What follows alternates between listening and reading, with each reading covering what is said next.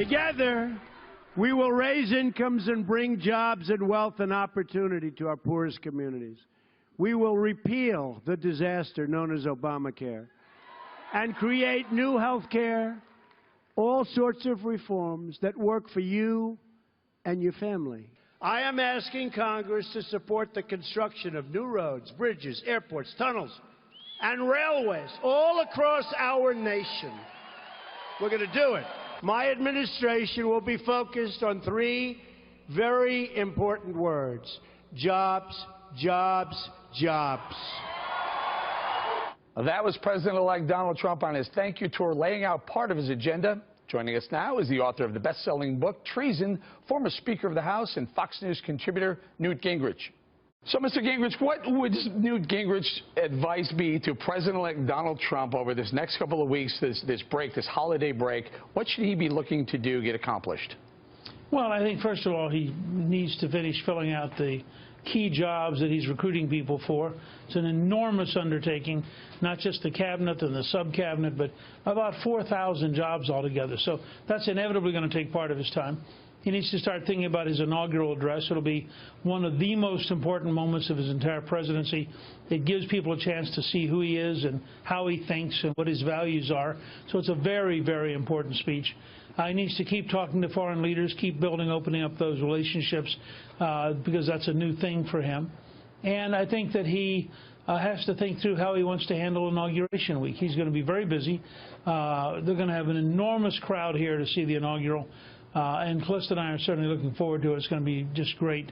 But at the same time, that's a time to get some things done, to repeal executive orders, to talk with the Congress about passing some big legislation, to make sure that his various cabinet picks are going to get through the Senate.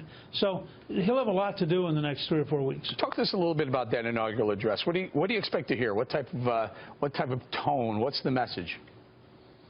Well, I mean, first of all, who knows that he's the president-elect? He gets to write the address he wants.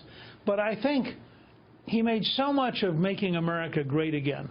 It was so central to his campaign that I have a hunch you're going to see that come back up. And I think he's going to talk, if I was guessing, and I clearly am because I don't know, I think he'll talk about making America great again.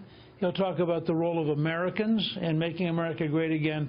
And he'll talk about the idea, I think, that greatness should not only apply to all Americans, but that hopefully the world will see, and watching us and participating with us, that every human being can be great again, and that you don't have to have the kind of organization that cuts off people's heads, because, you know, you can do it through the pursuit of happiness. You can do it through free enterprise. You can do it because free people are allowed to work together. The exact opposite of ISIS and their effort to rule by terror. I hope he's going to give that kind of a visionary, relatively brief speech. I think John F. Kennedy's speech, for example, was only 1,800 words. So the inaugural should be relatively brief, moral, visionary, clear language. And then a couple weeks later, you go up to the joint session. You have a much longer, more boring speech. But they're two different kinds of commodities. Gotcha. One of the most important initiatives, things that Donald Trump will have to do right away. And when should he do this? When should he nominate someone for the Supreme Court? Oh, I would think within a week or two. I wouldn't be shocked if he did it the first day. He has the list. It's a list that they thought about very carefully before they put it out. Anyone on that list is going to be an outstanding choice. I know that he is thinking about it, talking to people about it. He's going to make a very good choice, a very solid choice. And I think that person will get through because I think they'll be so respected. This was a list of winners of people with great, great judicial reputations. And there's not a single weak person on that list.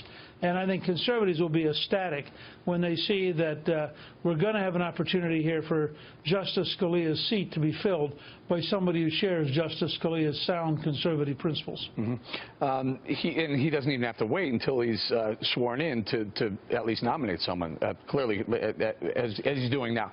Some of the initiatives that he'll have to undertake in, I guess, the first 100 days or so, or not. Let's go through them. Jobs, Obamacare repeal or replace, immigration and taxes. What should be the priority? Well, I think, first of all, for the success of the entire administration, as he said in a speech recently, there were 3 words that characterized the goal of his administration: jobs, jobs, jobs. He got it right. If this economy picks up, if we take the Trump rally on the stock market and we turn it into a Trump reality in the economy, he's going to do very, very well, and he's going to win a big victory in 2018 in the Senate, and then he's going to win re-election in 2020. If he doesn't do that, if we don't have a real focus on economic opportunity, then I think we'll be in trouble. But everything I'm seeing, the kind of cabinet he's creating, the things they're looking at for deregulation, the approach they're taking with Paul Ryan and with the Ways and Means Committee, all those things to me say that he knows he's got to pass a tax bill that's very pro-jobs. He's got to eliminate a lot of the regulation that's killing jobs.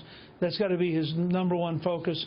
Number 2, I think he has to control immigration, period. Well, that was the issue that propelled him to the top. On that note, Mr. Speaker, give us a date. When does that first shovel go into the ground for building the wall? Well, I suspect it'll go into the ground probably in April. I think he'll make the proposal certainly by early February. They'll have to get it through the House and Senate. There's actually some money they could repurpose. It'll be interesting to watch because, remember, Donald Trump is not a financier. He's not a guy who sat down on Wall Street and invested money. Donald Trump's a builder. He's a guy who built big buildings. He worked with crews. He knows how to get down there with blue-collar workers. He knows how to have on-the-job inspection. I suspect this will be the Donald Trump project. He'll know how to do it. I think the other piece then, if you're going to have jobs and taxes, then you're going to have immigration. The third piece will be to build a new and a dramatically better health system to replace Obamacare with something which increases choice, which increases flexibility, which puts you, the American, in charge of your life, working with your doctor instead of some bureaucrat. And I think, I know, because I've been talking to people in the House and Senate, tremendous effort underway. Dr. Tom Price is going to be a great Secretary of Health and Human Services. They are really leaning forward in that area, and they're going to do good things. All right. Mr. Speaker, thank you very much for joining us. Thank you.